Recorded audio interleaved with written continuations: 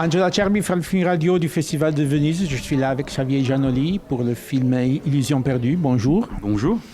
Illusion perdue, c'est un film d'après le roman de Honoré de Balzac. Et la première question, c'est comment avez-vous travaillé pour l'adaptation d'une œuvre si gigantesque? D'abord, c'est un livre génial qui m'avait bouleversé quand je l'ai lu à 20 ans.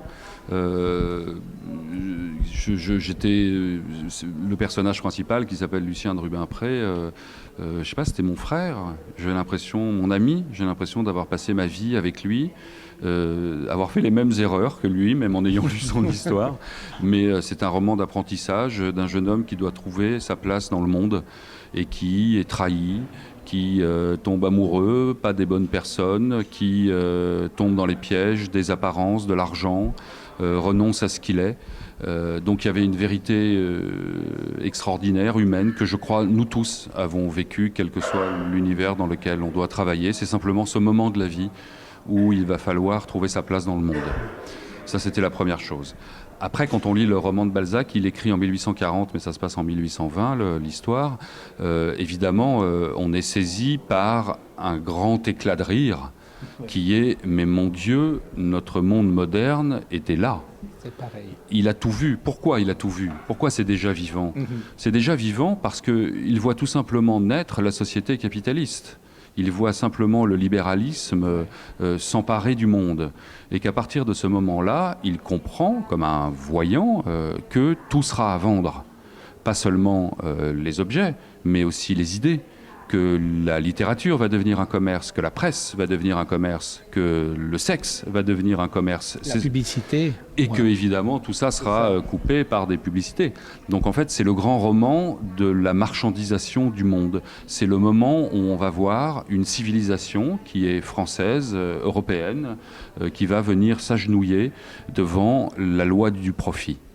Et ces deux éléments, des choses très intimes et personnelles à travers la vie de ce jeune homme, et en même temps cet arrière-plan ample, social et politique, c'est un matériau cinématographique que je trouvais génial. Et gigantesque aussi, parce que vous avez un tas de choses à raconter, soit au premier plan qu'au deuxième plan, qui est énorme. Et le film est très somptueux au niveau visuel. Non, c'est vrai. Et comment avez-vous travaillé pour le rendre comme ça? Parce que le set aurait dû être, je crois, beaucoup compliqué. Parce que vous avez toujours un tas d'acteurs, un tas d'extras et tout ça. C'est gigantesque, vraiment. En fait, j'ai commencé par être intimidé par l'ampleur. En fait, j'ai commencé par être intimidé par l'ampleur du projet. Je trouvais ça d'une ambition démesurée, à tout point de vue d'ailleurs, économiquement, etc. Je me disais, mais je ne vais pas y arriver. Et puis, en même temps, j'ai aimé être intimidé par le génie. C'est-à-dire à chaque fois que je lisais le livre, je ressentais ce que Rubempré ressentait dans la vie, le personnage. Je me disais, je ressentais une diminution de moi-même. Vous voyez, je me disais, mais comment est-ce que le cinéma va arriver à faire quelque chose qui est une grâce, qui a à voir avec la beauté et avec une expression personnelle d'une œuvre déjà si géniale. Et je me suis mis à écouter beaucoup de musique. Il y a énormément de musique dans le film, qui étaient les musiques que j'écrivais. Et ça m'a beaucoup libéré. Pourquoi?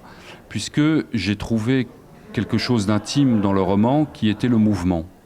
Le mouvement, ça peut être un simple geste d'une main qui se lève pour montrer quelqu'un du doigt, à l'opéra, comme fait mon personnage, et à partir de là, il va être rejeté par toute cette société. Ça peut être le mouvement des corps de gens qui veulent se séduire.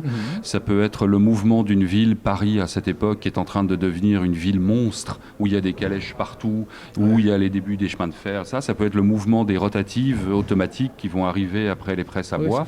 Et dans le sillage du mouvement musical, j'ai senti que quelque chose qui m'intéressait, c'était le mouvement. Le mouvement d'une époque, le mouvement des corps, le mouvement des personnages. Et qu'à partir de là, je voulais que tout le film exprime cette espèce de torrent Oui, voilà. continuel. Alors que Exactement. Et donc sur les avant-plans, les arrière-plans, tant mieux si vous l'avez vu, sur tout ça, tout ça faisait du cinéma. Ça avait la sensualité. Ce que décrit Balzac avait la sensualité du cinéma que j'ai trouvé moi dans la recherche du mouvement. Voilà. Oh, c'est vrai. Bon, merci beaucoup. Merci beaucoup à Xavier Giannoli pour avoir été avec nous. Angela Cerbi, Fred Fin Radio de Festival Insider.